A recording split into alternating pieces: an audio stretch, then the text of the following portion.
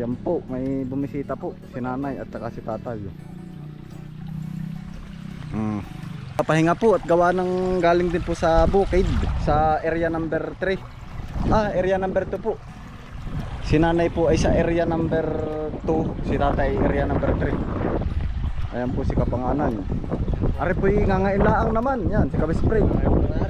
Kumbaga po ay ganito po, ito po ba ay normal? Kumbaga ay natambay po talaga dito.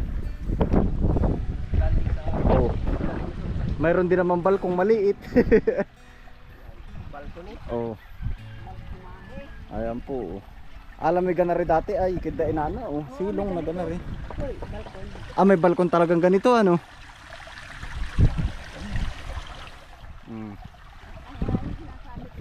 Maganda na nga aring palay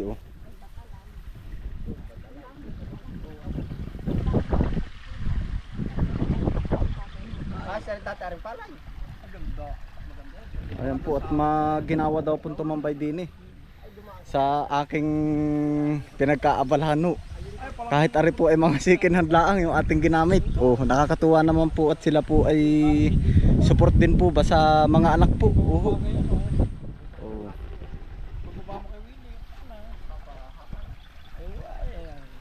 Bumisita po din si nanay at saka si tatay. Gawa ng napapanood din po nila yung vlog. Sila po ay supportive na magulang. Ngayon ito yung pinakamasarap.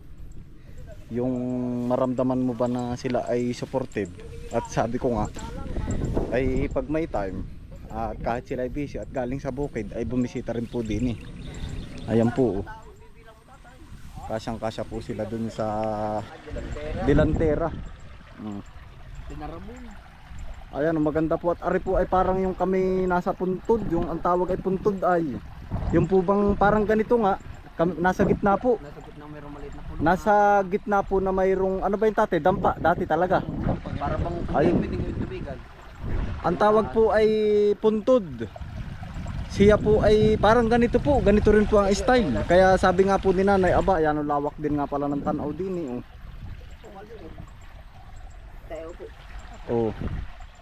Iya. Ayos tatay at tambay. Ano nanay?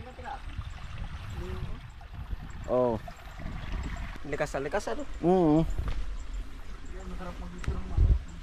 Yan, masarap daw po maglitsyon dinin ng manok. Ari po mga kalas ay ating uutay-utayin ko rin naman po. Ako lang po ay busy rin ay sa trabaho. Kaya hindi ko po talaga mamadali. Napakarami ko pong plano dito na kung ano po yung dati ibabalik ko po. Yan po, kagaya nito Ayan, may dati kinalulo, may mga ganito. Ito wala, design lang yan po yan. Pero gagawa po talaga ako niyan, yung pwedeng tabo o inuman ng pinakambaso. Siguro po ang gagawin ko dito yung mga mababang tanim lang. Yung hindi po mawawala yung view ng ating mga bakod. Ayan, utay-utay lang po. Kahit paano naman po ay natutuwa naman po sila nanay at sila tatay at na-appreciate po nila yung mga bagay na ginagawa ko po dito. Ay sila po ay napasarap po ang pahinga. At ako naman mga kalas ay talagang babawi din po. Pag ari ay yung medyo tapos ko na po yung mga plano ko din Puro luto-luto naman po. Kumbaga kung ano yung dati, mga gulay. Pagluluto ko po sila. Mga ganun. Abot na ang tubig. Ang ganda na rin palay niyo. Yung ioldi ka na rin? Maganda rin yung palay niya. Makikita. Tapaw na. Pero karyaan makabait makatapos ka tanong. Ari pala pa isi dapat itatapasin ano? Oo. Una pa rin akin. Una tatay iyo. Una yung iyo. Palay na ano iyo. Ito man yun. Yung aking bagagahan. Nandiyan tatay sa loob.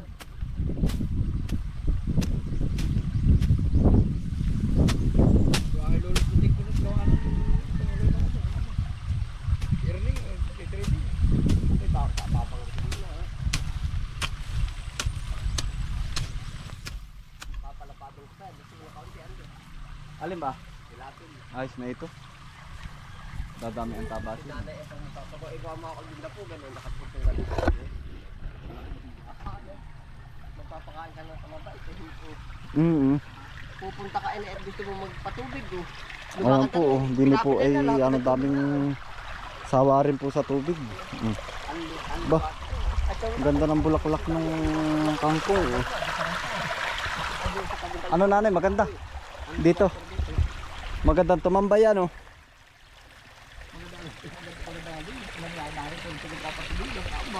Hindi mo nga, may parang kayo. Parang dalawa yung narinig tayo.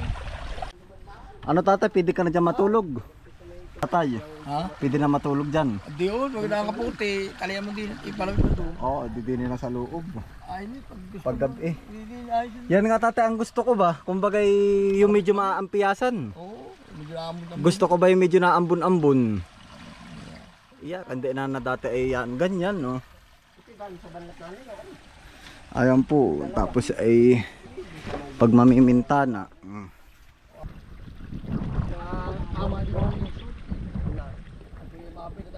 Ayun po, ngayon pa lang po ako makakapag-vlog gawa ng dumaan nga po dito sila nanay.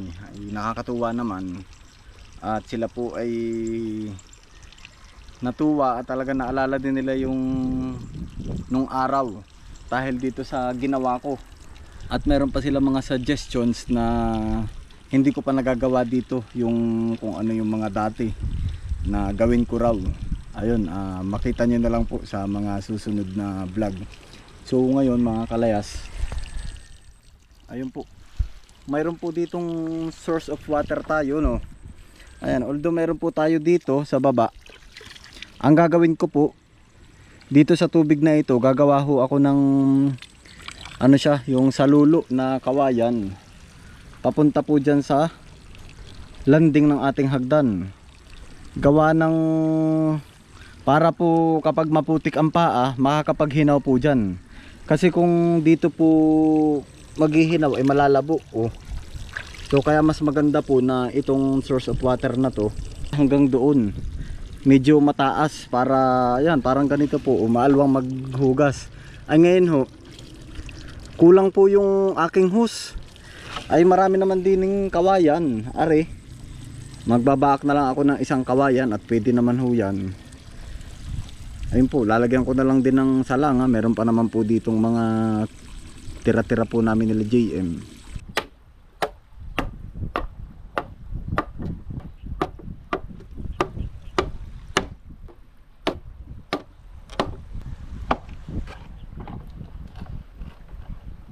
So bali ito po, babalansin ko lang po.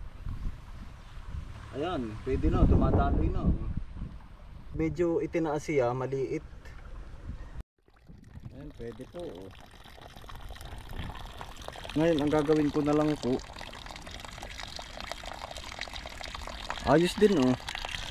Ito, meron ako ditong langgana oh.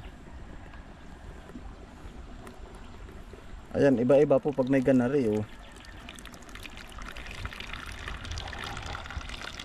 Ngayon, pag arilagin po no, ay bumagsak na. O, sample pa lang naman po yun. Ito na po ang ilalagay ko. Arena po. Sala-sala nga lang po. Ay, ganito lang po talaga dati. Balik sa mga nakaraan.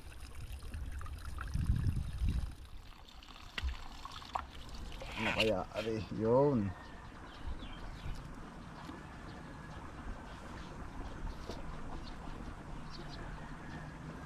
Parang napababa naman.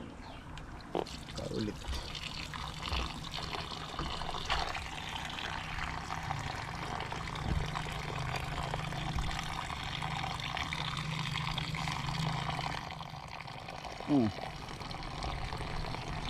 Malakas din ah. Pag ganito kataas sobrang konti pa ang lubog. Ito baka pwede na.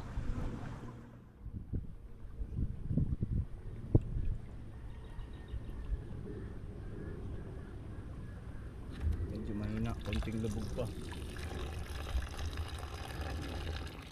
Tatansyahin ko lang po yung level niya eh. Pwede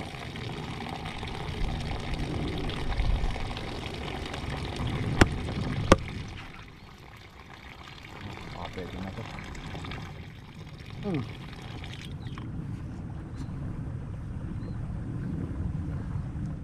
Ayan, pwede na to.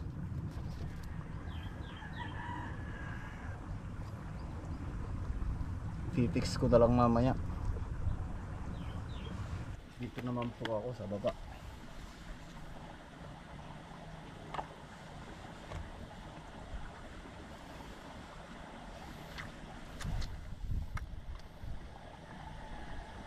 Kaya to.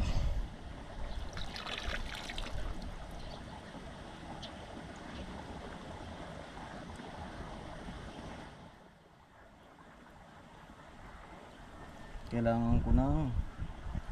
Ayan na po yung tubig eh. Oh. Salanga. Kahit medyo mataas-taas kaya. Aralin lang po. Pag ganito kataas. Oh, pwede rin. Kailangan po ng mas mataas.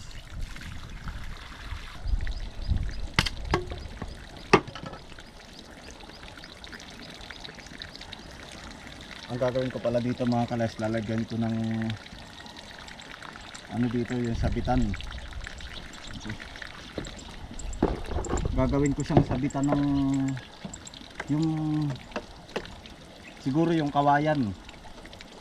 Yung parang gagawin ko po ba na tabo.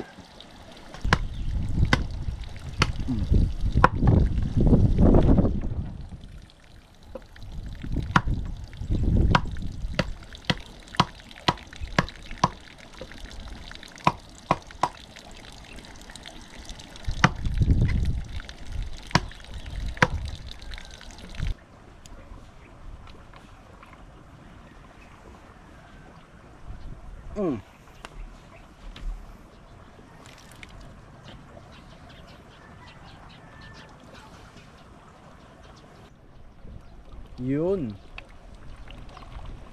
Successful. Pwede na po yan. Oh. Dito, hinawan.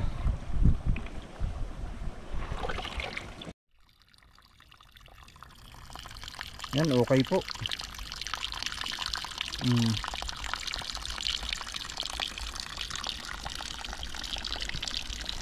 Ayos. Panalo to.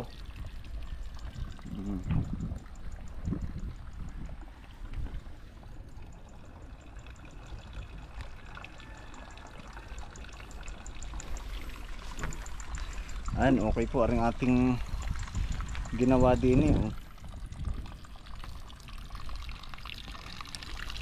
Yeah, malaking bagay po ari oh, hinawan. Ngayon ang gagawin po din eh, mamaya po maglalagay ako din ng yung pinakang pangkuha po ng tubig. Kawayan lang po yun na pinutol.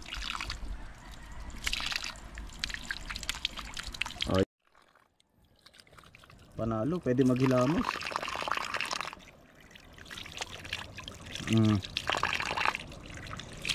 Hindi pag ganun po, hinawan po ng paa, hindi na ho malalabo, aring din sa ilog. Tapos lalagyan na lang po ng planggana.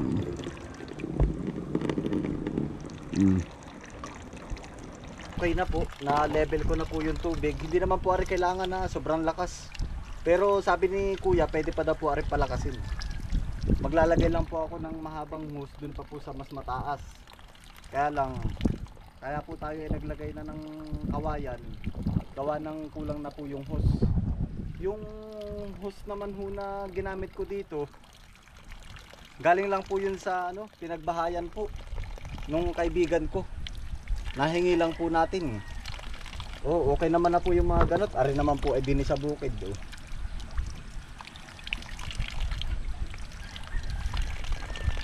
Ari po, yung pinakang patungan ho ng planggana.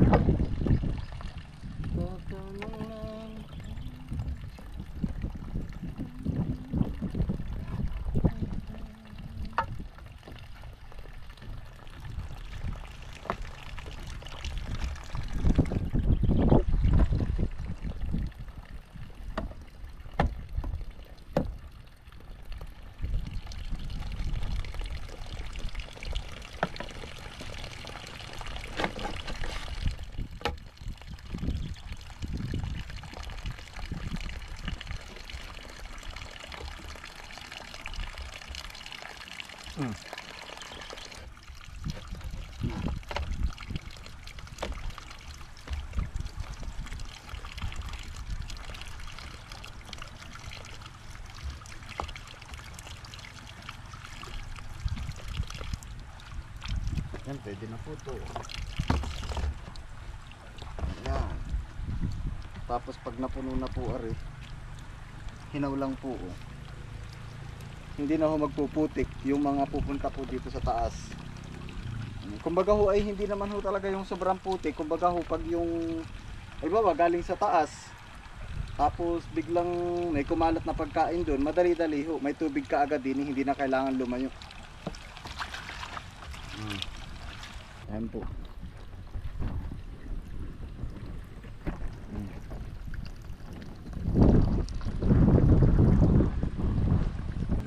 Gagawa po ako ng pantabo dito. Ang gagamitin ko po ay kawayan na lang. Kaysa bibili pa po ako sa bayan. Kung plastic gagastos pa ako. Saka kapag binili ko, nakakahinayang ho kapag nawala. Samantalang ari kawayan, pwede siyang i-replace ng panibago kung masira o mawala. At maganda rin po kasi pag kawayan po ang ginamit, eco-friendly. Si Lulu ho kasi dati, mga ganito po yung ginagawa, yung ganitong kawayan. Ginagawa niya po na pantakal ng bigas, baso, saka kung ano pong pwede, mga pangtabo po sa mga ganito. Tanda ko nga ho dati, meron silang pantabo ng ganito, na ganito, nasa gilid lang po ng banga. Ang mayroon, bao, yung shell po ng niyog, saka ganitong kawayan. Nahiligo si Lulong gumawa ng mga ganito dati ay. Ayan, mga kawa-kawayan lang po. At saka dati naman hindi talaga nakakapunta po sa bayan. Ay.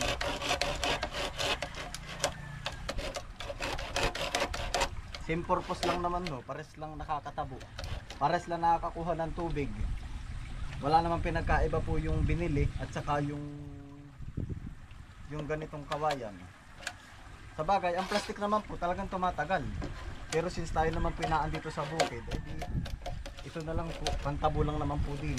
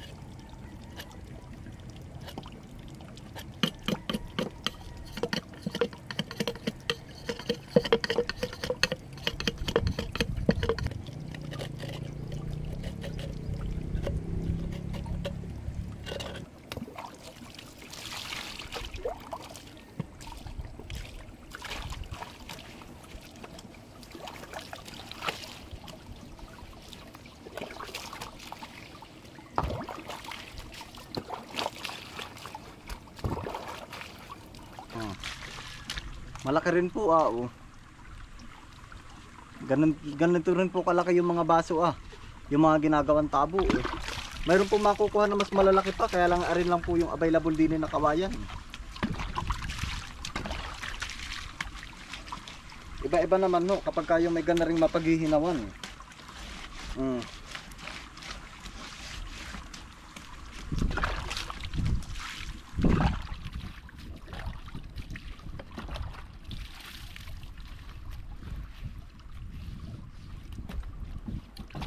Kapag aakyat po ng hagdan, malinis-linis.